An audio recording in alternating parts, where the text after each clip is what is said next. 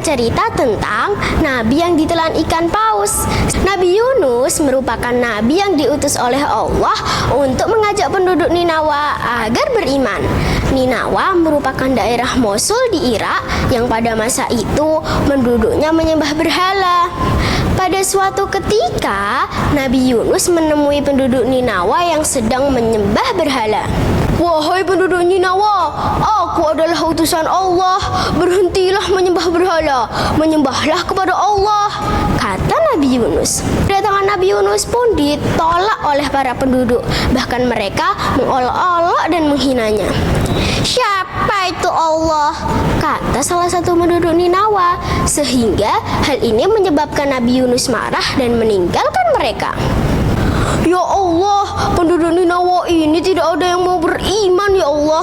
Aku tidak sanggup mengajak mereka lebih lama lagi, ya Allah. Aku akan pergi meninggalkan mereka."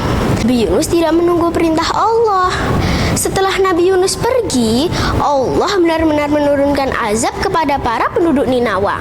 Para penduduk menyadari bahwa azab ini datangnya dari Allah. Mulai sejak itu, mereka memutuskan untuk bertobat kepada Allah. "Aku bertobat dan beriman kepadamu, ya Allah," kata salah satu penduduk Ninawa. "Demikian dengan aku, ya Allah, aku akan bertobat kepadamu," sahut yang lainnya. Mereka semua berdoa kepada Allah karena takut akan azab yang telah menimpanya, sehingga Allah menghentikan azab tersebut.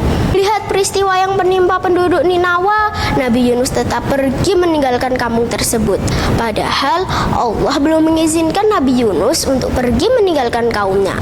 Namun Nabi Yunus sudah terlanjur marah kepada kaumnya.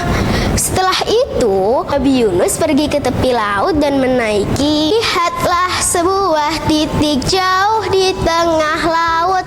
Makin lama makin dekat bentuk rupanya. Nabi Yunus menaiki sebuah kapal. Tiba-tiba kapal yang dinaiki beliau oleng terombang-ambing karena dahsyatnya ombak. Wush, wush, wush. Untuk mengatasi kapal yang oleng ini, para penduduk memutuskan untuk merangi barang-barang bawaan. Piur, piur, dan melemparkannya ke laut. "Kapal ini masih oleng, mungkin salah satu dari kita harus terjun ke laut." Kemudian para penumpang memutuskan untuk membuat undian. "Siapapun yang keluar namanya, maka harus siap untuk terjun ke laut," kata anak buah kapal.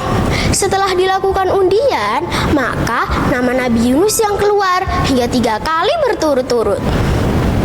"Baiklah, ini adalah ketetapan dari Allah. Aku akan meloncat dari kapal ini," kata Nabi Yunus sambil bersiap untuk menceburkan tubuhnya ke laut. Dengan perasaan pasrah, Nabi Yunus akhirnya melemparkan diri ke laut. Dan sebuah mukjizat terjadi. Allah telah mengirimkan ikan berenang-renang.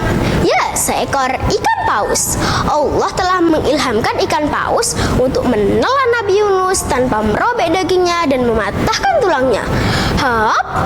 Saat berada di perut ikan, Nabi Yunus merasa gelap sekali dan tak ada makanan. Nabi Yunus akhirnya menyadari kesalahannya karena meninggalkan umatnya di Ninawa. Kemudian Nabi Yunus berdoa kepada Allah dan Allah mengabulkan doa tersebut. Nabi Yunus dilemparkan di pinggir laut yang tandus dalam keadaan sakit.